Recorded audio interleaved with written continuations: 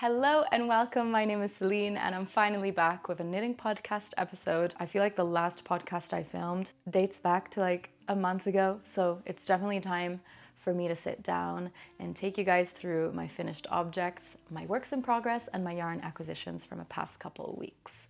I feel like I've been quite good at keeping you updated in the vlogs that I've posted in the meantime and on my Instagram, but I have some new things to show you. This past month, I feel like I took a major step forward with my knitting because I published my first knitting pattern for the Winnie sweater. I wasn't expecting it to receive so much love, especially because it's July, it's the summer, although I see you Australians and Kiwis giving it some love. It's just been incredible to release that and, got my foot through the door, got a little bit too excited, and suddenly announced a second pattern, which is actually the top that I'm wearing. This is the Sadie top that I'm releasing in collaboration with Beautiful Knitters Yarn Shop. We designed this together and I am so excited for it. If you guys have seen a couple of my videos, you may have gathered that I love one-stranded mohair pieces, especially if they're knitted up on a big needle. I just think that combination makes up for such a luxurious fabric that's really hard to find commercially, so it kind of elevates the element of it being handmade. So I'm so happy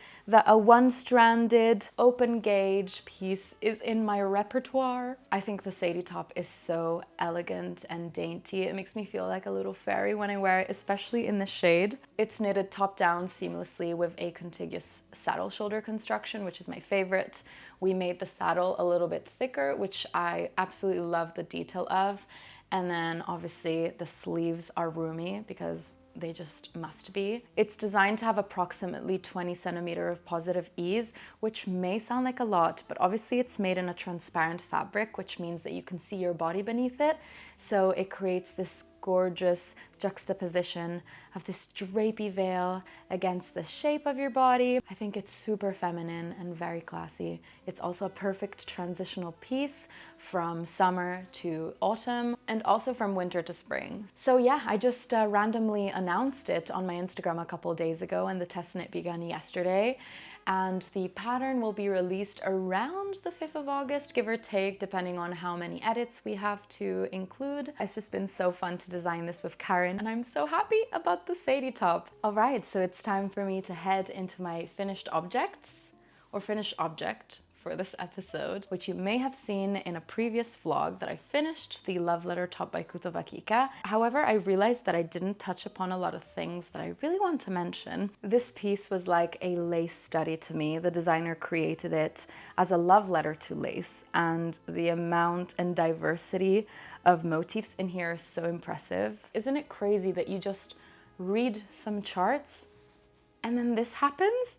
Like knitting just happens under your eyes and you almost don't notice it, or at least that's my experience, and that's what I love about it. It's so magical. At the end of the day, it's all about the same few stitches, just put in different sequences to create millions and millions of different patterns, and that, my friend, is just makes me want to cry. This is one of those pieces that you would knit for the process of it, not even for the finished project. I mean, the finished garment is so satisfying. If it's not your cup of tea, see if your mom or your grandmother or your sister or your bestie would like this, because I think it's worth making it. It's really worth making the Love Letter top by Cutest.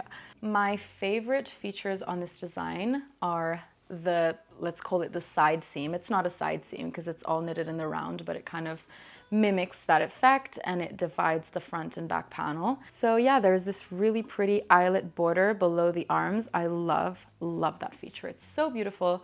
And then obviously the hearts is kind of what sold this design to me. So the hearts in here, did I point that correctly? Yeah. And the hearts at the bottom here. Also, that leads me to speak about two modifications that I made. Throughout this pattern, Cutest scatters a few bubble stitches, which I didn't include. So anytime I encountered a bubble stitch in the charts, I would just knit that stitch instead, just because I didn't want a particularly 3D piece. Also, I was holding a 100% linen strand double, so it was it's relatively stiff, and I felt like the bobble was just too bulky for that yarn. So that's also why I opted out of the bubble stitches. Another modification that I did was on the I-cord for the arms. So I started doing it the way the pattern suggested, but I noticed that the I-cord on my piece was sagging a little bit, and I felt like it was just a bit too big, the armhole. So I decided to undo that, pick up all the stitches again, and then I scattered a couple of I-cord decreases throughout.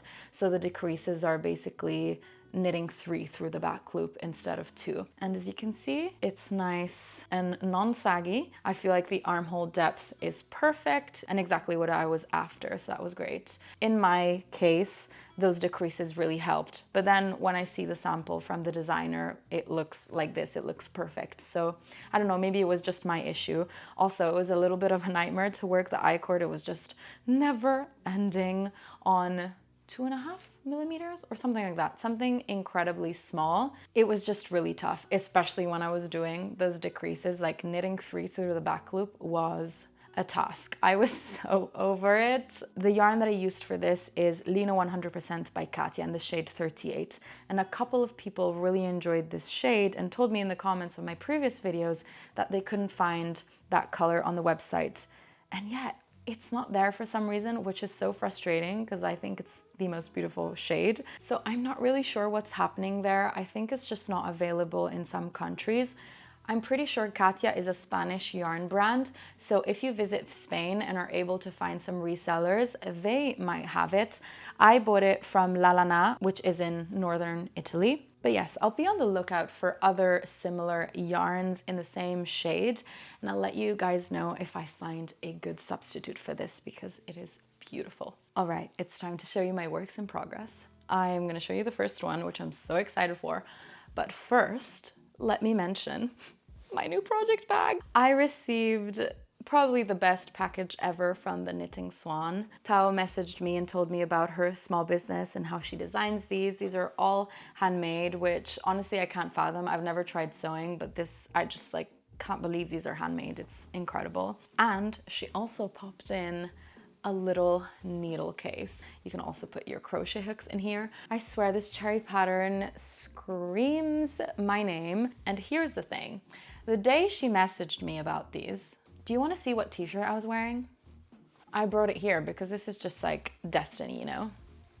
I was wearing this.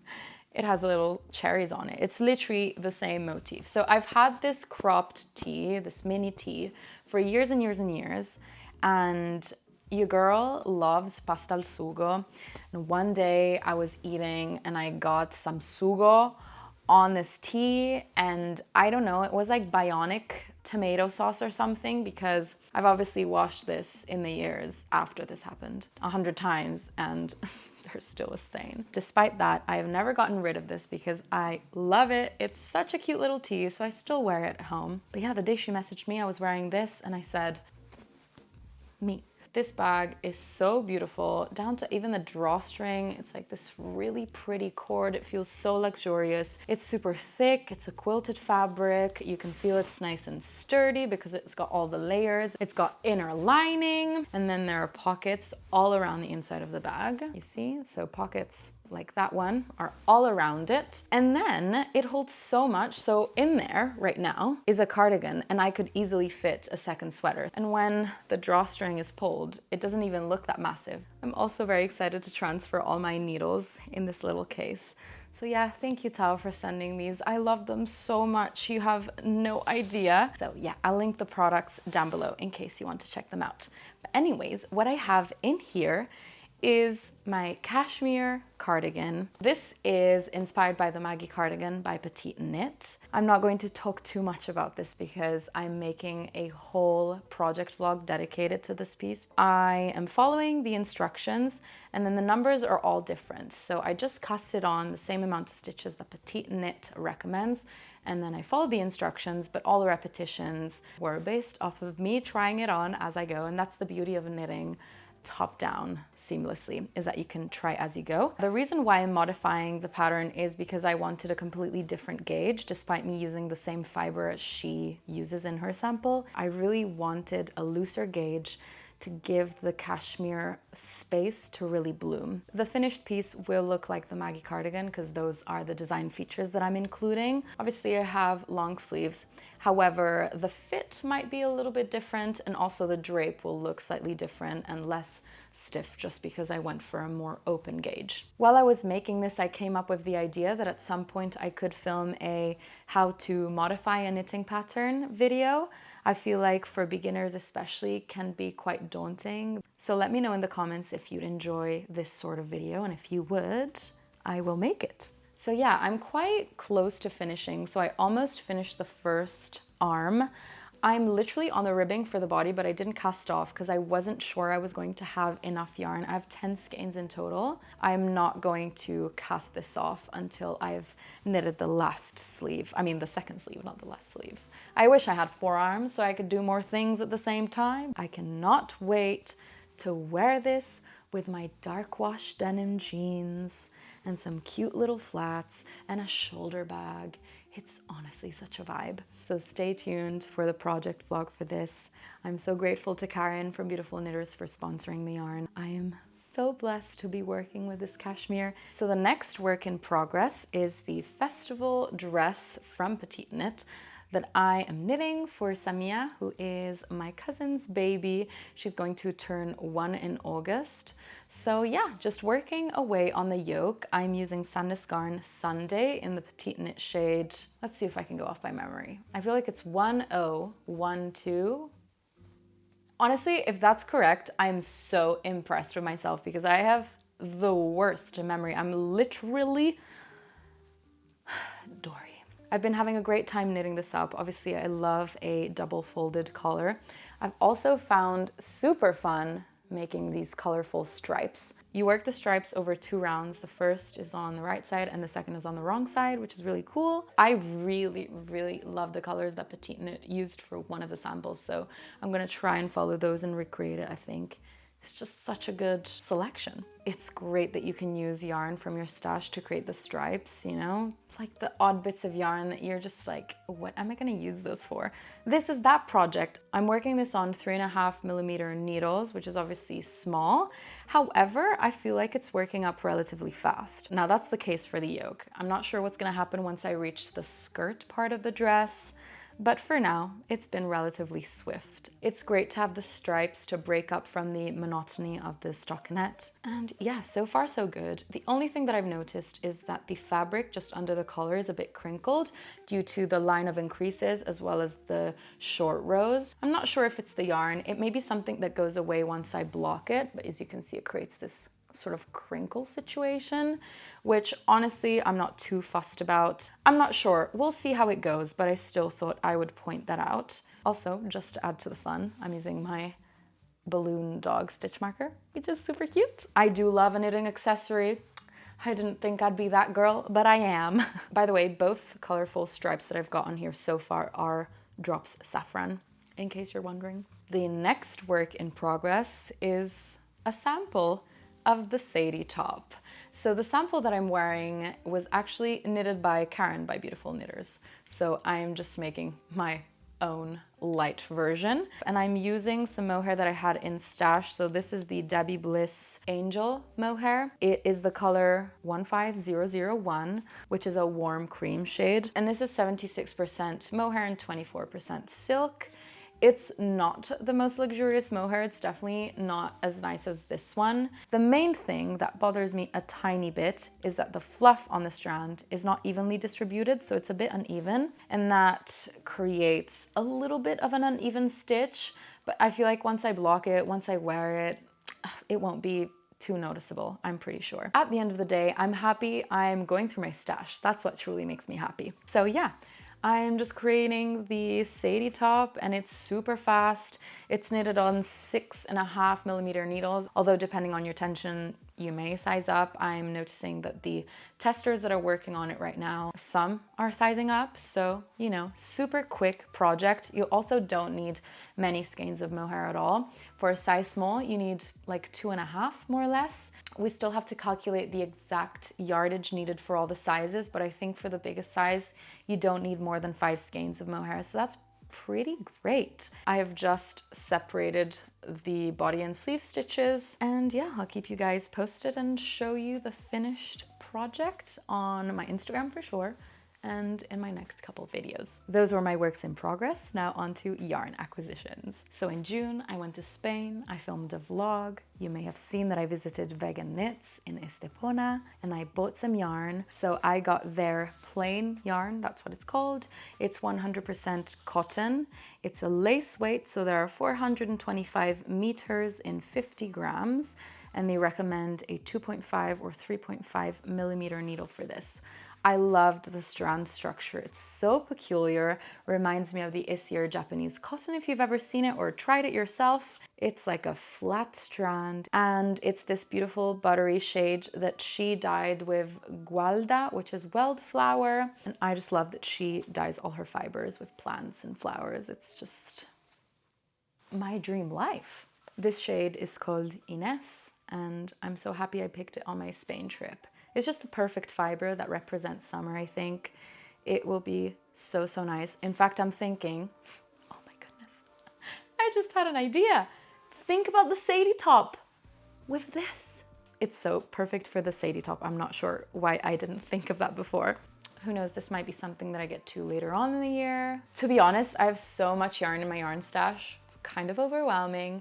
And I'm really trying to limit what I get and what I bring home. So I do have a lot of things that I do need to get to first. So I'm sure it will be unforgettable whenever I'll get to this. My last yarn acquisition. In my summer knits video, I manifested my love and admiration and obsession over the Ophelia blouse by Star-Crossed Knits. I did mention that I love it in black, so that's what I got. So she recommends knitting for olive pure silk. The design is made on a 24 stitch gauge, which is quite an open gauge for the pure silk that I think has a recommended 28 stitch gauge, if I'm not mistaken. I feel like in the photos, it doesn't really look like the fabric is so open gauge, but it is. I was a bit confused initially. In fact, I messaged Tamara, the designer, to ask her what was happening, and she did confirm that the gauge is actually quite open. I would prefer it a bit more dense, so I decided to opt out of the pure silk, and I'm going for something else. I grabbed the Issey Trio 1 in the color Ink, which is obviously very thin. Can you even see that? So this is 50% linen, 30% cotton, and 20% lyocell. We have 350 meters in 50 grams. So this is a lace weight. This is a beautiful, rich, deep black. It's got the perfect undertone. It's not too blue. It's quite neutral. I do love a neutral undertone in different shades, like even the red that I was showing in my love letter top and my Maggie cardigan. They're quite neutral reds that don't really steer too orangey or too bluish, you know? They're kind of right in the middle. I love those sorts of shades, and this black is the same. I'm going to be holding this with 2 strands of Fonty Merlin. Fonty Merlin is a lace weight, 100% linen. This one is in the shade 570. We have 190 meters in 25 grams. They recommend a 2 to 2.5 millimeter needle for this, but obviously we're holding this double. Using this, 3 strands should create the perfect fabric for the Ophelia blouse. I do have a little swatch, only holding the Issey and 1 strand of the Merlin. Love the fabric. It's got a nice structure because at the end it's like linen and cotton, but then it's super drapey and flowy. However, it didn't hit gauge. So that's when I decided that I'm going to add a 3rd strand. It's so gorgeous. And these are 2 fibers that I've never tried before. Another thing that's new for me is knitting in black. I think that's not very common. A lot of people steer away from black because it's really hard to see the stitches. I've knit my brother a black scarf, but that was 4 years ago. I was a beginner. This will be my first official black garment, and I'm so excited. Black was all I used to wear growing up. You know, when you're a teen, I was a bit insecure, so I thought black was the best thing to go for.